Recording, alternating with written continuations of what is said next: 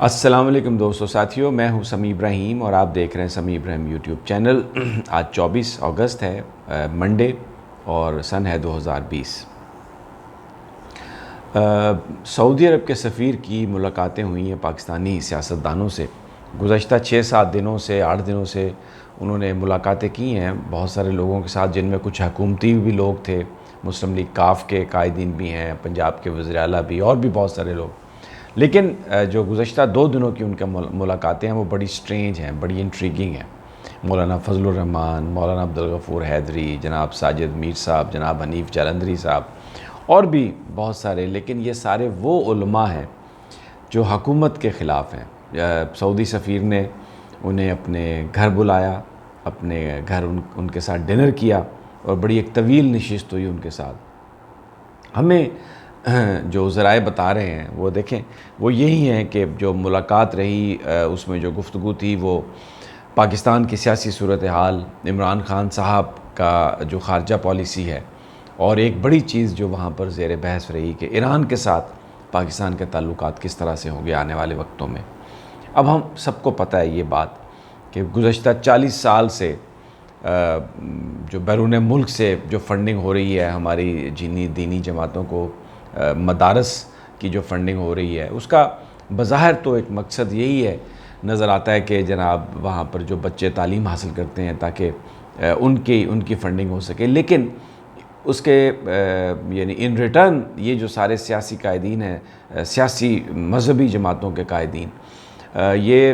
جو ان کی اپنی پالیسی ہے، جس طرح سے یہ چلتے ہیں، تو یقیناً ان ممالک کے مفادات کا بھی خیال رکھتے ہیں۔ پاکستان میں جو سیکٹیرین وائلنس ہوا ہے، سعودی عرب کی اور ایران کی جو پراکسی وار ہوئی ہے، اس میں ہزاروں پاکستانیوں کی جانیں گئی ہیں۔ شیعہ سنی جو فسادات ہیں، اس کو ایک طرف سے ایران سپورٹ کرتا رہا ہے، دوسری طرف سے سعودی عرب سپورٹ کرتا رہا ہے، اور یہی وہ ساری جماعتیں ہیں، چاہے وہ سپاہ صحابہ تھی، چاہے وہ ادھر سے سپاہ محمد تھی، تحریک نفاذ فقہ جعفریہ تھی، بہت ساری جماعتیں ہیں، ان کے مختلف نام ہو سکتے ہیں، لیکن بیسیکلی جو پاکستان میں سیکٹیرین وائلنس تھا، جو پراکسی وار تھی، وہ ان دونوں ممالک کا اس میں بڑا ہاتھ رہا ہے۔ اب جبکہ ایک بڑی واضح تفریق آ رہی ہے اس وقت، پاکستان جو ہے وہ چائنا کے ساتھ ہے اور ایران کے ہم نزدیک ہوتے جا رہے ہیں یا ہونے والے ہیں، بہت سارے لوگوں کا خیال ہے، اور یہ اپریہنشن تھی سعودی عرب کو بھی، جس کی وجہ سے آپ نے دیکھا کہ دونوں ممالک کے درمیان تعلقات کشیدہ ہیں، مطلب سرد مہری کا شکار ہیں، اور پھر ابھی ریسنٹلی جو ایک دورہ ہوا ہے اس میں کوئی ہائی پروفائل میٹنگز بھی نہیں ہو سکیں، تو ایک عجیب سی صورتحال بنی ہوئی ہے۔ اب اس میں آل پارٹیز کانفرنس کی بات ہو رہی ہے، احتجاج کی بات ہو رہی ہے۔ مجھے یہ کہنے میں کوئی ہچکچاہٹ نہیں ہے کہ وہ قوتیں جو عمران خان صاحب کو پریشرائز کرتی رہی ہیں یا دباؤ ڈالتی رہی ہیں کہ آپ سعودی عرب کے ساتھ تعلقات بہتر رکھیں، ایران کی طرف مت جائیں، اب وہ ایک نئے انداز میں سرگرم عمل ہونے والی ہیں۔ اللہ تعالی ہم سب پر رحم کرے، پاکستان کو مصیبتوں سے بچائے، اس سیکٹیرین وائلنس سے بچائے۔ لیکن ایک بڑا سوال یہ ہے کہ اس طرح سے جو ڈپلومیٹ ہیں پاکستان کی سیاسی جماعتوں کے قائدین اور ان مذہبی سیاسی جماعتوں کے قائدین جو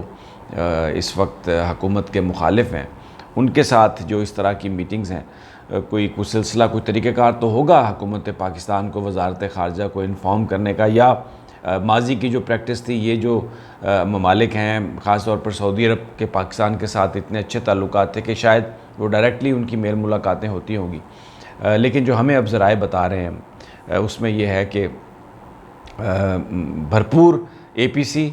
عمران خان صاحب کی حکومت پر بھرپور دباؤ، اور جو سعودی عرب نے ان کے جو اپنے ساتھی ہیں یہاں پر، ان کی وہ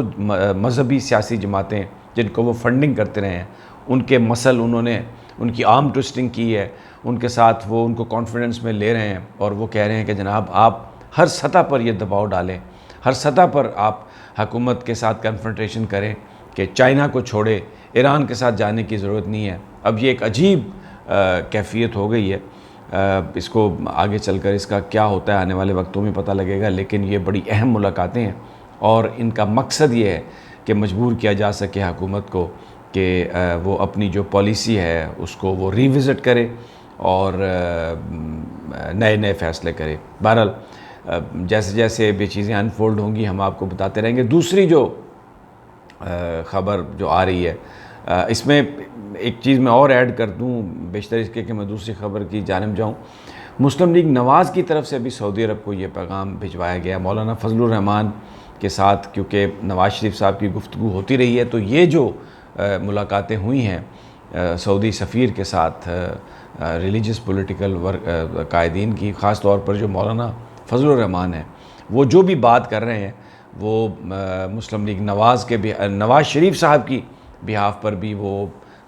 بات کرنے کی پوزیشن میں ہے۔ تو ایک پورا یقین دلایا گیا ہے ان جماعتوں کی طرف سے کہ ہم بالکل کوئی بھی نرمی نہیں اختیار کریں گے، اور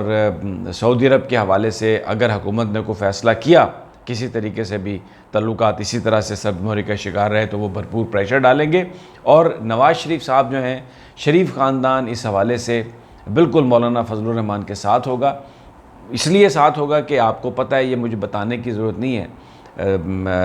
کیونکہ جو سعودی عرب پاکستان کی سیاست میں بہت ایکٹیو رہا ہے، اور اس سے پہلے آپ کو یاد ہوگا جب مولانا ختم نبوت کے حوالے سے تحریک چلی تھی، مولانا مودودی کو سزائے موت ہوئی تھی، تو بھی اس وقت سعودی عرب نے انٹروین کیا تھا اور مولانا مودودی کی جو ہے وہ جان انہوں نے بچائی تھی۔ پھر ہمیں پتہ ہے اس کا کہ نواز شریف صاحب جب مشرف صاحب کے زمانے میں جب ایشو ہوا تھا ان کا، تو بھی سعودی جو تھے خاندان، انہوں نے اس حوالے سے رول پلے کیا تھا، اور پھر نواز شریف صاحب کو وہ باہر لے گئے تھے۔ پھر جب واپس بھی آئے تو پرنس مکرن آئے تھے، اور وہ پھر دوبارہ گئے اور کہا کہ یہ معاہدے کی خلاف ورزی ہے۔ تو سعودی عرب کا ایک فعال کردار رہا ہے پاکستان کی انٹرنل پولیٹکس میں، اور اب پھر دوبارہ یہ جو ملاقاتیں ہیں یہ اس بات کی انڈیکیشن ہے کہ اب زیادہ اس میں فعالیت آئے گی، کیونکہ سعودی عرب یہ محسوس کرتا ہے کہ پاکستان کو روکنا ہے، ایران کے ساتھ، ایران کو بیسیکلی آئسولیٹ کرنا ہے، اور اس میں ظاہر ہے پھر امریکہ کی طرف سے بھی گائیڈ لائن ہے، دوسرا بھی سب کچھ ہے، تو ایک عجیب سا ماحول بننے جا رہا ہے پاکستان میں، اور